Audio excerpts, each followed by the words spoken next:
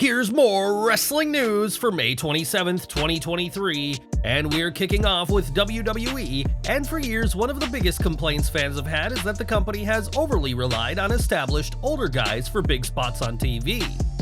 How often have we seen a legend of the past squash a popular full-time star, such as Goldberg and The Fiend in 2020, and it seems WWE are finally starting to take notice. That's according to the latest Wrestling Observer newsletter, who report that WWE has a big internal focus right now on getting younger stars regular TV time on both Raw and SmackDown. We've already seen signs of this youth movement when you consider that both the US Champion and SmackDown Women's Champion are under 30, with Austin Theory being 25 and Rhea Ripley at 26. During this year's draft, WWE also called up several young superstars from NXT, so it's clear that WWE is trying to establish the stars of the future on their main roster. 2022 saw several big names reach 20 years on the main roster, including Brock Lesnar, Rey Mysterio, and John Cena, and while these stars aren't retiring immediately, WWE is wisely preparing for its future. Over to AEW now, as this weekend will be the company's Double or Nothing show, which will take place from the T-Mobile Arena in Las Vegas. The stacked show will be headlined by a four-way between the four pillars of the company for MJF's AEW World Championship, but it seems that match and the others aren't making an impression with fans. On social media, photos have been circulating of a special offer being promoted from Pub 365 in Las Vegas that allows fans a ticket to Double or Nothing with every purchase of a burger and fries. This isn't the only shocking offer made to move tickets for the show, as AEW has also been offering 4 tickets for $40, which will allow entry into both Double or Nothing and this week's Dynamite. In the past, AEW has done very well in Las Vegas, but something is clearly different this year, and perhaps Tony Khan's promotion has simply exhausted the market in Sin City. While All In will be AEW's highest attended event, Double or Nothing is proving to be a tickets flop, and fans can expect a night of action and entertainment for the low price of a burger and fries. Back to WWE, and it's been over a year since fans last saw Randy Orton in the ring, as a debilitating back injury has kept the Viper on the shelf. Recently, it was reported by some that Orton has suffered a heart scare during his recovery, but reports of the Legend Killer's demise have been greatly exaggerated. When Ringside News reached out to WWE sources about this rumor, it was clarified that Orton has not had any kind of cardiac event, and it is only his back surgery that is keeping him away from the ring. The source also confirmed that WWE does have a return date planned for Orton, but did not state when that is, only that it won't be this summer. When Orton first went down with this injury, WWE had suspected it would be a minor issue, and had made plans for him to challenge Roman Reigns at SummerSlam 2022. Of course, those plans didn't happen, as Orton instead faced Brock Lesnar, and while there is a light at the end of the tunnel for the Viper, it won't be until after this summer at the very earliest. Next month, AEW will launch its new show Collision, and at this time, it appears that CM Punk will be part of the event. Punk's relationship with AEW has been strained ever since last September's All Out pay-per-view, but you won't be hearing much about it from the former world champion himself. According to the latest Wrestling Observer newsletter, Punk and Tony Khan have made an agreement which involved both parties and key participants in the Brawl signing NDAs about what happened last year.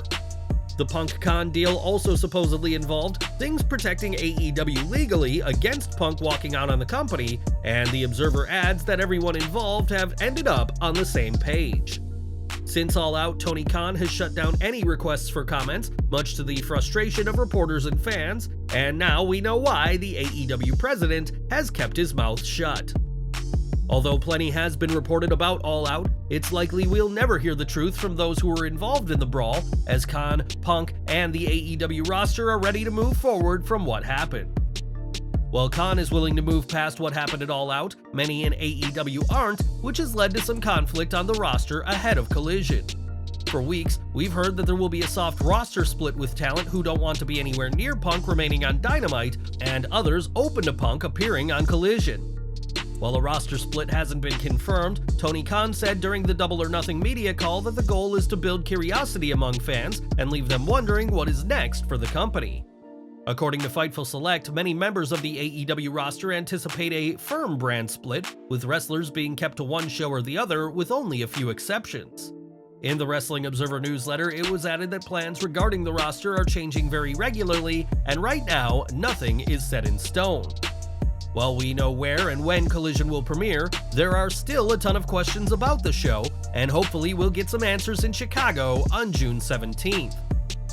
Now, it's been over a year since Mercedes Moné walked out of a Raw taping over creative differences, and over 4 months since her debut with New Japan Pro Wrestling. Given how her relationship with WWE ended, many are doubtful we'll ever see Sasha Banks in a WWE ring again, but this week's SmackDown had an interesting cameo from the boss. Before this week's SmackDown began, WWE played the then, now forever video package just like always, and in an interesting moment, Sasha Banks was seen in the opening package.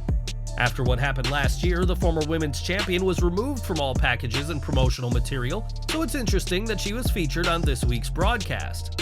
Given that Mercedes Moné is under contract with New Japan, it's likely this was just some technical error, but it certainly made for a unique moment during this week's SmackDown. Mercedes Moné wasn't the only person who walked out last May, as Trinity left with her, and the response from WWE was hardly what you'd call quiet. The pair were branded as unprofessional during Raw, and their walkout was referenced on the following SmackDown, and this public shaming proved to be incredibly difficult for the former Naomi.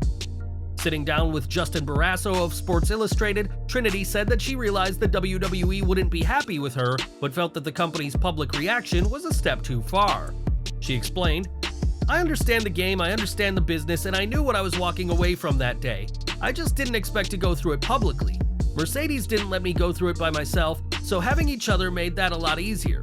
But to go through that public humiliation together, it was a lot. To be taught a lesson while sitting back, that was hard and hurtful. But it got me to this point, and I'm pretty happy to be where I am right now." There was a lot of hate and negativity in this situation, but the fans were always there to counter it, speaking for me when I couldn't speak for myself. That motivated me. I love my fans. I love wrestling fans. They're very loyal. They've been on this journey with me for over a decade. While WWE were understandably mad at what happened, there is an argument to be made that their response should not have taken place on TV. And do you think the company's response was out of line? Share your views in the comments. And we're ending with Alundra Blaze, who after arriving in WCW in 1995, threw the WWF Women's title in the trash in an infamous moment. That moment, the idea of Eric Bischoff, resulted in Blaze being blacklisted from WWE for 2 decades, and she wasn't even properly compensated for what went down. Speaking to Inside the Ropes, Madusa explained the massive pay gap between the top men in WCW and herself, despite being told by higher-ups that she would be a huge star. I'm like, what's going on? I was so livid. I just feel that Eric got so caught up in the NWO and bringing the big guys, and they're getting $1 million contracts, or $800,000 or $300,000 or $500,000, whatever. I was making $75,000. You know? I mean, my God, all my stuff had to come out of that and pay taxes. By the time you know, you bring home $20,000. Despite her shocking debut, Blaze didn't wrestle all that much for WCW. And between being blacklisted and her low pay, it's likely that this stint of her career is one she'd rather forget.